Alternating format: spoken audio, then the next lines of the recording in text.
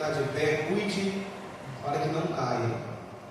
Provavelmente nem tudo que vai ser falado aqui remete-se à ideia do momento em que você está passando.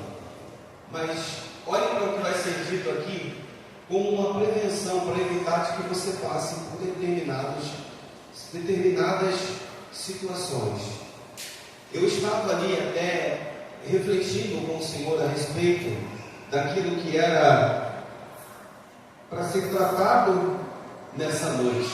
Mas os meus irmãos aqui da tribuna também sabem que não somos nós quem decidimos aquilo que sai desse altar. Nós apenas transferimos aquilo que sai desse altar. Mas existem algumas coisas que é importante nós tratarmos no texto que nós lemos em função de nós estarmos em um culto de libertação. E libertação, ela nos direciona para uma questão de tratamento. Então, na verdade, nós abordamos aqui apenas um versículo do texto, e eu confesso a você que esse texto, talvez desse capítulo todo, que fala, dessa passagem toda, que fala a respeito da igreja de Laodiceia, a parte que mais chama a minha atenção é o início da parte B desse versículo, onde diz: se alguém, esse é o texto que mais, a parte que mais chama a minha atenção, porque é importante nós meditarmos a respeito dessa partícula C, porque isso aqui é uma condicional. Jesus está condicionando, quando você coloca um C, você está condicionando algo a outra coisa. Vou à casa do evangelista Jefferson. Se ele fizer um churrasco, eu volto. Se ele doar o valor do churrasco para outra coisa, nós estamos condicionando algo a outra coisa. E Jesus aqui, ele coloca uma condicional, mas chama a minha atenção por que é que Jesus, porque o que é o ser? O ser é um convite, é uma possibilidade para um senão. Então, se isso acontecer, está condicionado, ou levanta a ideia para uma outra coisa que pode não acontecer. Então, quando ele diz: se alguém ouvir a minha voz e abrir a porta, ele está considerando a possibilidade da pessoa não ouvir a voz dele e não abrir a porta. E o que chama a minha atenção é: por que é que Jesus está condicionando, está considerando a possibilidade da pessoa não ouvir, da pessoa não abrir a porta? Porque perceba, quem é o Cristo que está falando com João no Apocalipse? Esse não é aquele Cristo que surge com uma série de olhares duvidosos em cima dele, pensando: será que de fato é? Será que realmente esse é o Cristo? Será que realmente esse é o Messias? Esse não é o Cristo em que existe uma interrogação. Quando ele mesmo conversa com seus discípulos, ele vai dizer: olha, uns estão dizendo que tu é Elias, outros estão dizendo que tu é um profeta, outros estão dizendo que tu é um charlatão, outros estão dizendo isso. Não existe mais esta interrogação. Já se passou aqui, todos os critérios foram atendidos, todas as exigências foram cumpridas, e já não existe uma interrogação para fazer a gente pensar que o Cristo que está aqui falando com João não seja o Cristo da glória, não seja o Cristo vencedor, não seja o Cristo que venceu o inferno, não seja o Cristo que venceu o mundo, não seja o Cristo que venceu a morte e que ressuscitou para disponibilizar para nós a salvação. O Cristo que está falando com João é o Cristo da glória, é o Cristo vencedor. Esse mesmo Cristo da glória está considerando a possibilidade dele bater e a pessoa não ouvir. Esse mesmo Cristo da glória está considerando a possibilidade dele chamar e a pessoa não atender. É sabido de todos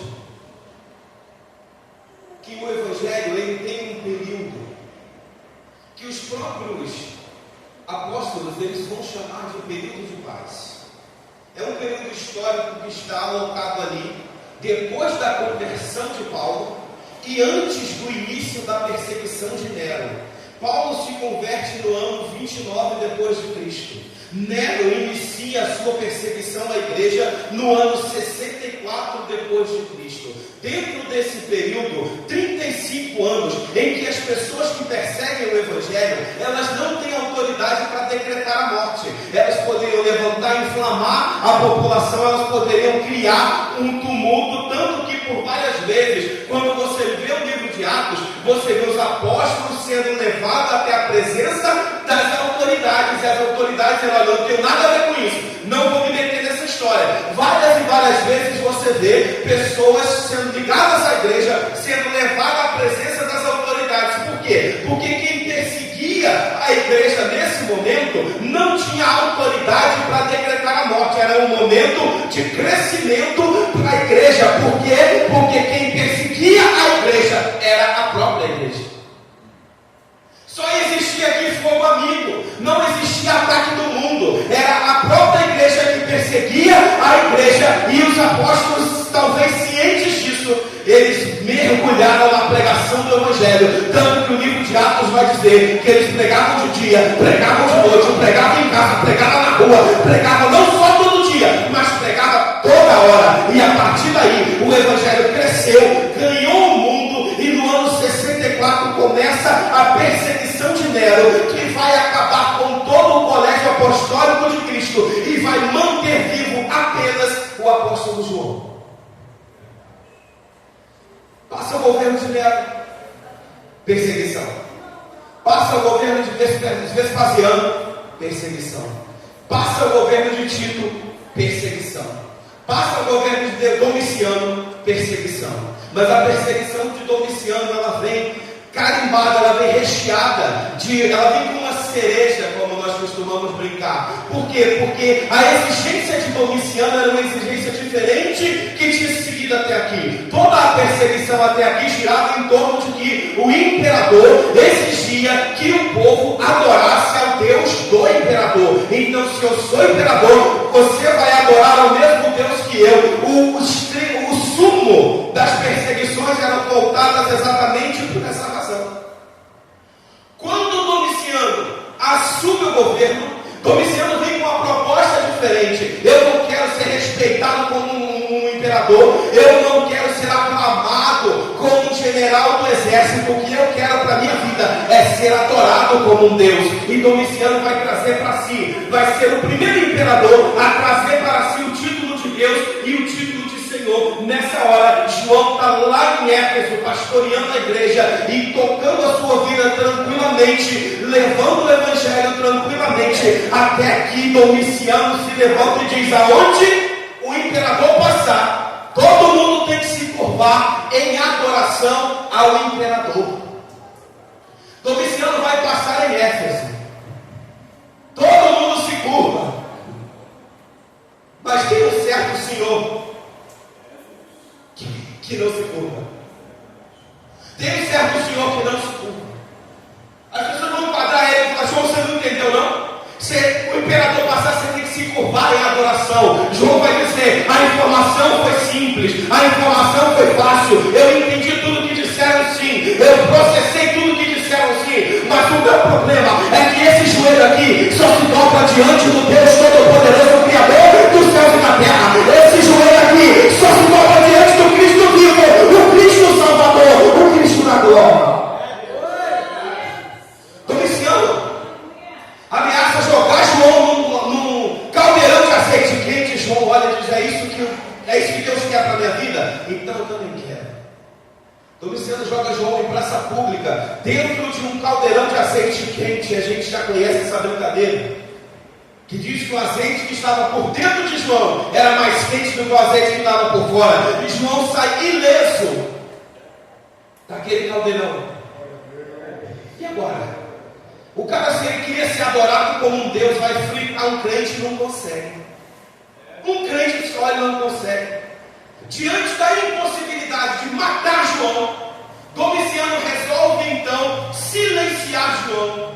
Então ele manda João para a ilha do Mar Egeu, a ilha de Patmos, à ilha da morte. João é jogado ali aonde eram colocados os piores criminosos. João é jogado na ilha da morte. E o texto vai dizer, no capítulo 1, verso 9, ele vai dizer: eu sou João, e também sou vosso irmão, sou companheiro na aflição. Achei-me na ilha chamada Patmos, mas não é porque eu sou criminoso, não. É por causa do testemunho de Cristo Jesus. Eu estou aqui porque eu estava pregando. Eu estou aqui porque eu estava falando aquilo que Cristo queria que eu dissesse. Achei-me em espírito no dia do Senhor. Isso me emociona. Ele está no pior momento da vida dele, está tudo ruim, mas ele ainda anda em espírito. Ele ainda está ligado no alto. Ele ainda está ligado no céu. Ele não está olhando a circunstância, ele está olhando o que vem de cima. E ouvi por detrás de mim uma voz, como de trombeta. Pior momento da vida dele, está tudo ruim, mas ele ainda ouve a voz de Deus. E o anjo se apresenta para ele, e eu costumo brincar sempre com isso. Nós temos dois personagens no Novo Testamento que tiveram a oportunidade de ir aos céus. O primeiro é Paulo. E Paulo, quando ele chega lá em cima, ele vê uma coisa tão fantástica. Poliglota, doutor da lei, estudado. Quando chega aqui embaixo, falta a palavra para Paulo descrever como era o céu. Ele vai dizer: olha, lá é um negócio assim, eu fico imaginando. É tipo, quer ver? Uma coisa parecida com... Ai, gente, é um negócio assim, por fim, diz aí: o olho não viu, o ouvido não ouviu, e não subiu ao coração do homem. São as coisas que Deus tem reservadas para nós. Paulo fica sem palavra. Aí o Espírito vai levar João para um outro plano e diz: João, sobe para cá. Mas não comete o mesmo erro de Paulo, não. O que vê, escreve. Não tenta relatar, não. O que vê, escreve. E ele vai escrever. E ele vai ditar as 7 cartas para João, direcionadas às 7 igrejas que estão na Ásia. E analisando as 7 cartas, eu entendo porque que na última delas Jesus considera a possibilidade de alguém não abrir. Porque o Cristo que está na porta batendo, o Cristo que está falando, é o Cristo da glória, é o Cristo vencedor, é o Filho de Deus, é aquele que vai descer para buscar a sua igreja. Sendo assim, ele não está batendo na porta só com prosperidade, ele não está batendo na porta só com bênção, ele não está batendo na porta só com chave de casa, ele não está batendo na porta só com chave de carro, ele está batendo na porta, mas o primeiro critério que ele tem, ele diz: se abrir, a gente vai para a mesa, a gente vai para a intimidade, a gente vai sentar um de frente para o outro, porque esse Cristo, ele entra trazendo conserto. A gente vai sentar tete a tete um com o outro e vai ter um momento ali de intimidade. A mesa é algo tão prezado no Oriente Médio, tão prezado que eles observam uma questão interessante. Você percebe que numa mesa ninguém fica de costas para ninguém, ninguém vê as costas do outro. Uma mesa, independente da posição que nós estamos um de frente para o outro. É lugar de intimidade. Então, o Cristo que bate na porta chamando, ele bate com todos os benefícios de você andar do lado do Filho de Deus, mas esses benefícios estão condicionados ao conserto, está condicionado a uma libertação. E Paulo vai nos dar um ensinamento interessante. Ele vai dizer: sede meus imitadores, assim como também eu sou de Cristo. Ou seja, enquanto eu estiver imitando a Cristo, sede meus imitadores. Daí você entende, e eu entendo. Por que Cristo considera a possibilidade de alguém não abrir? Por quê? Porque aqueles que não estiverem como imitadores de Cristo não vão atender a porta, vai fingir que não está em casa. Aqueles que não estiverem como imitadores de Cristo vai fazer um vídeo de mercador, vai fingir que a palavra não é para ele. Não é assim, ministério? Não é assim? A gente dispara o concerto do altar para a igreja. E tem aquela história da pessoa que está agora perseguindo com ela. Fala, Deus! O irmão fulano podia estar aqui. E o Espírito dizendo: o assunto é eu e você, nós estamos sentados à mesa. E a pessoa: se fulano tivesse vindo, Oh meu Deus, fala Senhor, e o Espírito massacrando aquela pessoa por dentro.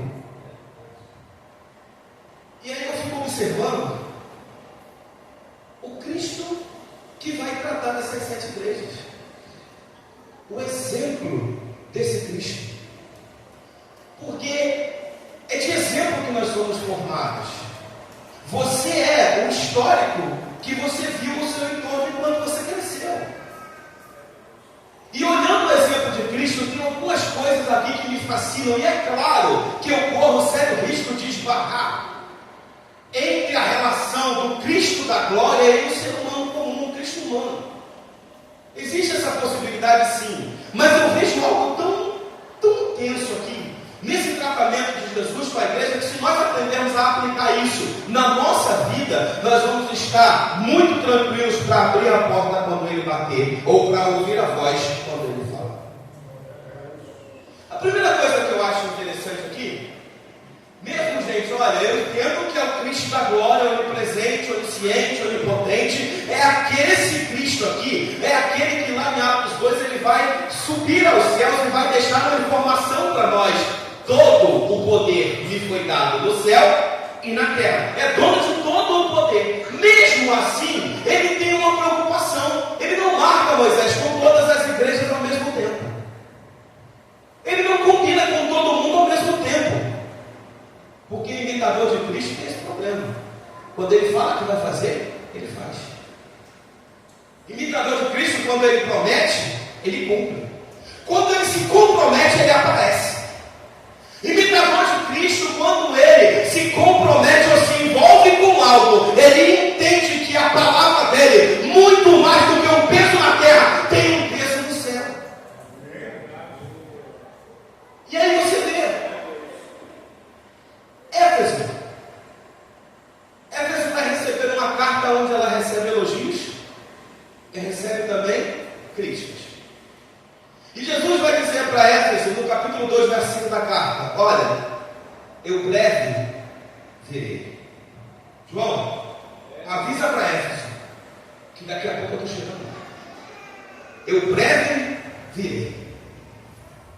Aí ele vai passar Esmirna. É a igreja que só recebe elogios. É uma igreja que está tranquilo lá. E ele não diz que vai, ele não marca que vai Esmirna. Senão ali a coisa está controlada, está tranquilo. E aí pula para Pérgamo, lá no 2,16, ele diz: olha, avisa para Pérgamo que daqui a pouco eu estou lá. Pérgamo também é uma cidade que vai receber elogios e também vai receber críticas.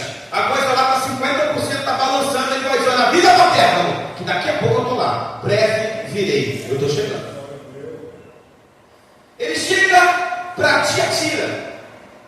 E para Tiatira, ele já chega com o que ele vai fazer. No verso 22 e 23, ele vai dizer: ó, eis que porei um campo. Verso 23, eis que farei de morte os seus filhos, ferirei de morte os seus filhos, darei a cada um de vós segundo as vossas obras. Ó, não estou lá ainda, mas quando eu chegar, o que eu vou fazer? A sensação que eu tenho é que ele não vai em Tiatira agora, mas ele já deixa ligado: eu vou. Quando ele chega para Sardo, no capítulo 3, no verso 3, ele vai dizer: olha, eu virei sobre ti. João, avisa para Sardo, que pode até demorar um pouquinho. Ele tira o breve, já reparou? Eu não venho cedo, eu não venho breve, eu virei. Avisa para Sardo que eu virei. Sardo também recebe elogios e também recebe críticas. Ele chega para Filadélfia, no capítulo 3, no verso 11, ele vai dizer uma coisa interessante. Ele vai dizer: olha, eis que venho sem demora.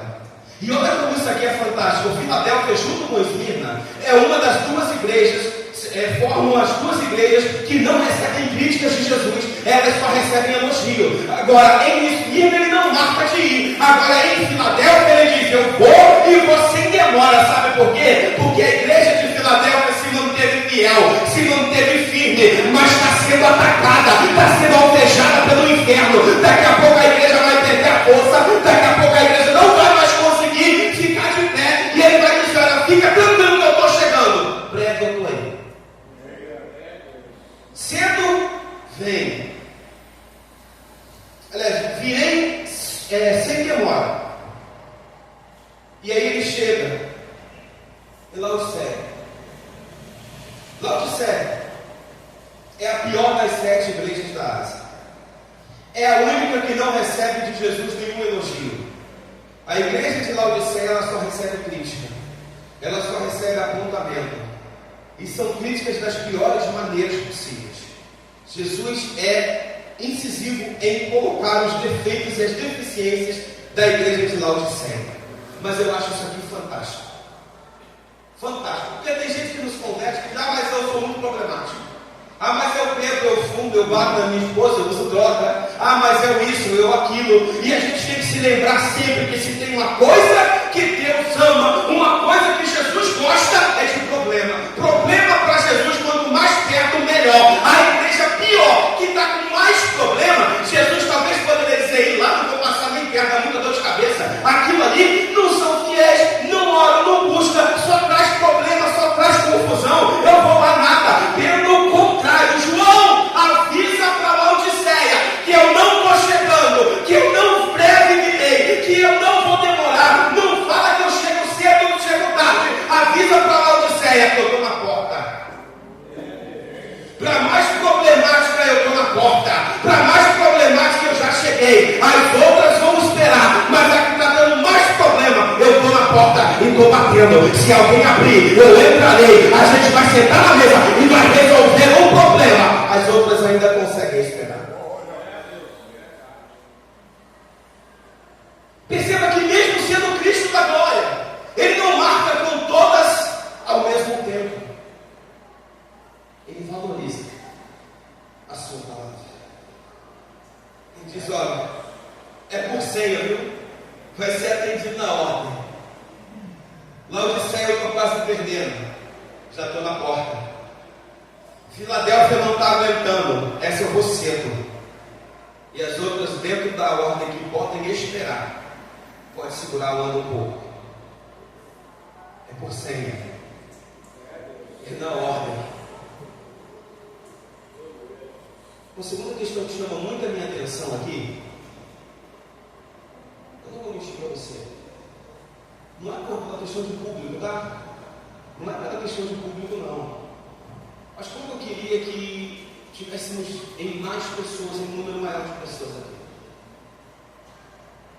Porque existem tratamentos que eles precisam ser feitos, preventivos ou não. E quando nós olhamos o problema que está afligindo o corpo, nós temos que nos preocupar em ser igual a Jesus. Onde que está o maior problema? Laodiceia, eu estou na porta e já estou batendo. E eu vou ser muito direto em falar com a nossa igreja, porque eu vejo Jesus fazendo algo aqui que a nossa igreja não tem feito. E eu não estou falando só de um testemunho pessoal, de coisas que chegam até mim, não. Pelo contrário, eu estou falando de muitas coisas que eu tenho visto. E se esse grupo que está aqui, se nós nos ajustarmos, se nós nos consertarmos em relação a isso, nós podemos multiplicar esse conserto dentro da nossa igreja. E acredite, é da porta para dentro. Eu estou falando da gente. Estou falando da gente. Jesus ele vai apontar problemas e qualidades de 7 igrejas. Mas se tem uma coisa que eu não vejo, é Jesus falar de uma igreja para outra. Você não vê aqui Jesus com Filadélfia abordando os erros que acontecem em Pérgamo. Você não vê Jesus falando com Laodiceia dos problemas que acontecem em Tiatira. Jesus trata o problema da igreja com a igreja. Cuidado com a maledicência. Cuidado com a maledicência. Problemas são tratados sentados à mesa, um de frente do outro. Um de frente do outro. Veja que ele se dirige ao anjo da igreja. E ele poderia abrir a caixa de ferramenta para Esmirna. Esmirna é a que está melhor aqui. Não está sendo perseguida e não recebe crítica. Ele podia sentar e falar, vamos falar desses outros tralhas aí. Vamos falar desses tralhas que estão lá em Laodiceia. Mas não. O O problema de Pérgamo, ele trata com Pérgamo. O problema de Filadélfia, ele trata com Filadélfia. O problema de Laodiceia, ele trata com Laodiceia. Não tem recado, não tem piada, não tem tititi. É direto na lata e não tem reserva. O nosso problema é que a gente pensa demais e fala de menos.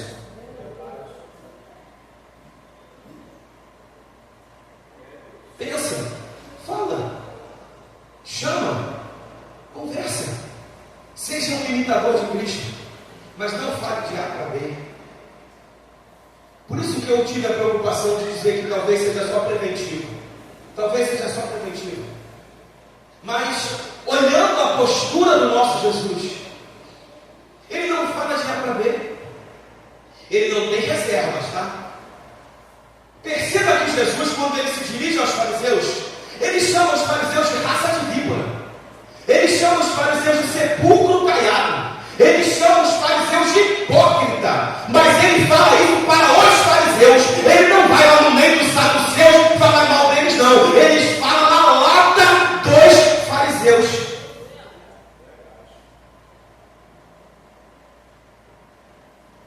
E tem um negócio hoje de falar de A para B como se isso fosse consertar. Eu nunca vi Jesus consertar nada por tabela. Já vi consertar a distância. Por tabela não. Já vi consertar a distância. O centurião chega e diz: olha, meu servo está ruim nada. Vamos lá. Ele não sou digno do senhor entrar na minha casa. Eu só preciso de uma palavra sua. Ele olha e diz: está aqui mesmo? É. Então lá vai, ele está curado. Agora, por tabela, vai lá. Manda dizer para fulano. Manda dizer para ciclano. Ele chega para o senhor e diz: o que estão falando de mim por aí? Aí ele diz: não, uns estão dizendo isso, outros estão dizendo aquilo. E Jesus vai dando corda. Daqui a pouco um silêncio rola no meio dos 12. Porque, e vocês? O que vocês estão falando a meu respeito? Coragem. Corajoso. O que vocês pensam sobre mim? Jesus chama o relatório pessoal para ele. E a gente tem um negócio meio de vai ficar chateado, vai ficar entristecido, mas nisso vai se propagando uma coisa que Jesus não faz. Jesus não fala de um para o outro. Ele fala de um para um. É olho no olho. É na lata. É na lata. A dor da verdade, ela dói na hora, machuca, mas cura. Agora, aquela maledicência que você vai semeando por baixo dos panos, aquela maledicência que você vai semeando pelos cantinhos, aquilo ali é uma coisa que é uma erva daninha que quando pega, meu irmão, em todo lugar brota uma muda. Já teve erva daninha no teu quintal? Eu vou dizer que você carro vai saber do que eu estou falando, né, meu filho? Tu corta aqui, pensa que acabou, daqui a pouco tu olha, a bicha está saindo dentro do muro. De onde vai aparecer isso? Aí tu bota, está em cima da árvore. Então foi para onde? Foi fazer o que ali? É uma erva daninha que você tem dificuldade de cortar, então não semeia. Se tu tem um problema com o teu irmão, o que você faz? Chama 3 ou 4 para ele fora. Chama 3 ou 4 sem ele, para vocês decidirem o que vocês vão fazer com aquele problema. Porque de repente aquela fragilidade do irmão pode ser um trunfo na manga. É isso que a Bíblia diz? Não, né? Se você tem um problema com o seu irmão, vá até ele. A Bíblia sempre nos convida ao olho no olho, porque assim se resolve o problema. É assim que se resolve a situação. Às vezes eu brinco com o pessoal e falo: gente, perde tempo. Perde tempo. Quem fala mal de mim não me chama. Perde tempo. Não vou falar mal de mim, me chama. Eu sei coisas ao meu respeito que eu duvido que tu ia acreditar. Eu posso contribuir muito. Mas fale para a pessoa. Aqui é lugar de tratamento, não é lugar de apontamento, não. E eu vou repetir. Se nós estamos aqui em uma mensagem preventiva, fique tranquilo. Mas se for corretiva, corrija logo. Porque daqui a pouco Jesus está batendo.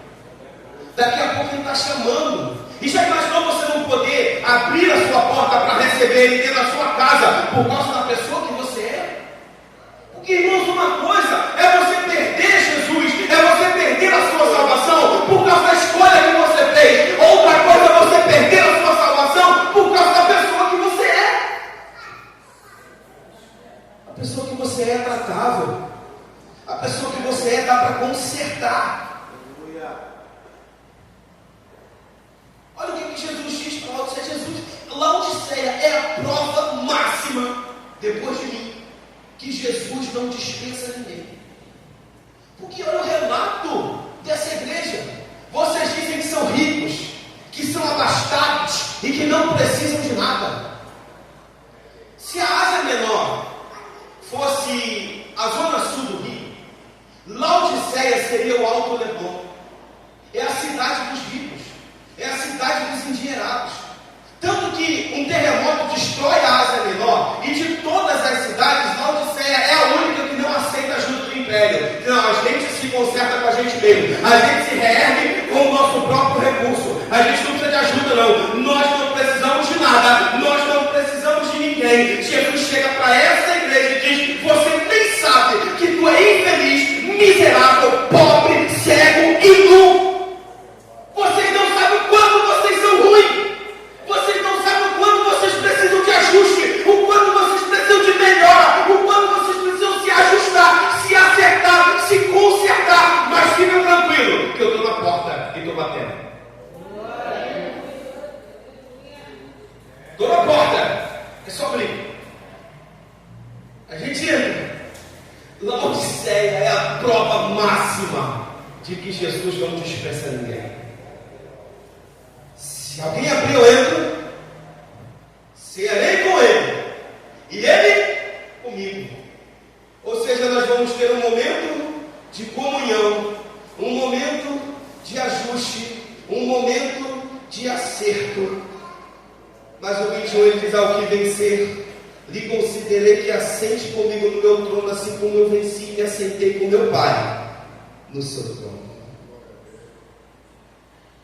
Há uma mudança aqui do dinheiro. Jesus, quando a pessoa abre, ele está sentado na mesa. E ele está ceando com a pessoa. A mesa é aquilo que a pessoa oferece a Jesus, porque é Jesus que está chegando. A mesa é aquilo que a pessoa oferece a Jesus. Jesus senta com a pessoa e tem ali um momento de comunhão e de conserto. Agora é a vez de Jesus retribuir a mesa que a pessoa ofereceu. Não é assim: você foi jantar na minha casa, naturalmente você vai querer me convidar para eu ir jantar na sua. Sim ou não? Aí pode inverter: eu vou jantar na sua, depois você vem aqui. Agora é a vez de Jesus retribuir aquilo que a igreja oferece para ele. Agora é a hora de Jesus dar uma réplica para aquilo que a igreja oferece para ele. Só que ao invés de Jesus oferecer uma mesa, Jesus oferece um trono. Quem pode dar glória a Deus? Quem pode adorar a ele? Quem pode glorificar o nome dele? Ao invés de ele oferecer a mesa, ele oferece o trono. Ele vai dizer: ao que vencer, ao que permanecer firme até o final, ao que quiser se consertar, vai comigo para o trono, assim como eu venci e me assentei com meu Pai no seu trono.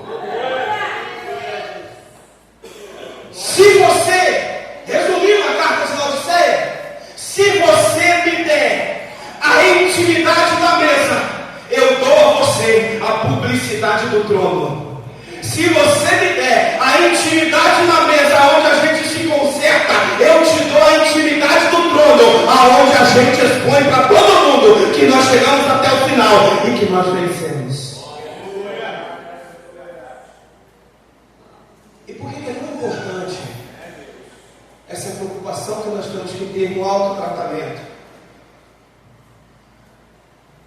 Todas as cartas elas terminam com uma frase que eu demorei muito para entender. Quem tem ouvidos, ouça o que o Espírito diz às igrejas.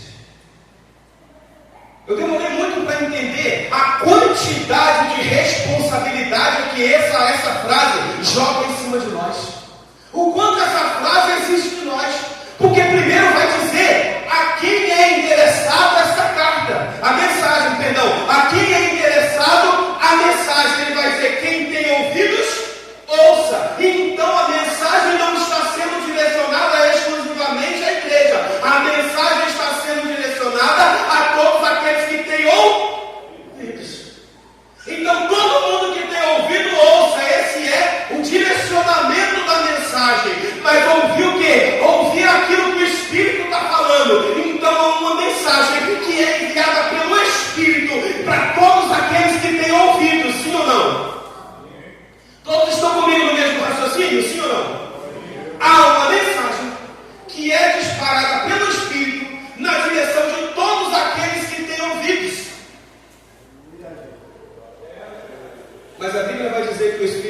fala com todo mundo.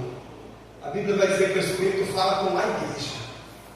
Então quem tem ouvidos ouça o que o Espírito diz à igreja. Quem tem ouvidos ouça aquilo que eles dizem para nós, aquilo que o Espírito diz para nós e nós dizemos para ele. Somos nós quem replicamos a todos que têm ouvidos aquilo que o Espírito fala para a gente, porque o Espírito fala com a igreja.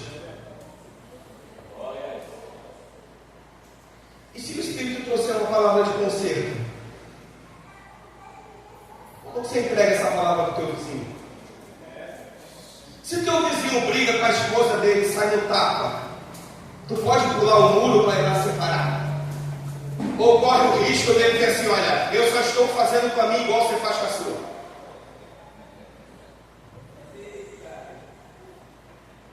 Se tem dois vizinhos discutindo por causa de fofoca, batendo boca, um enfiando o dedo na cara do outro, tu pode chegar para apaziguar?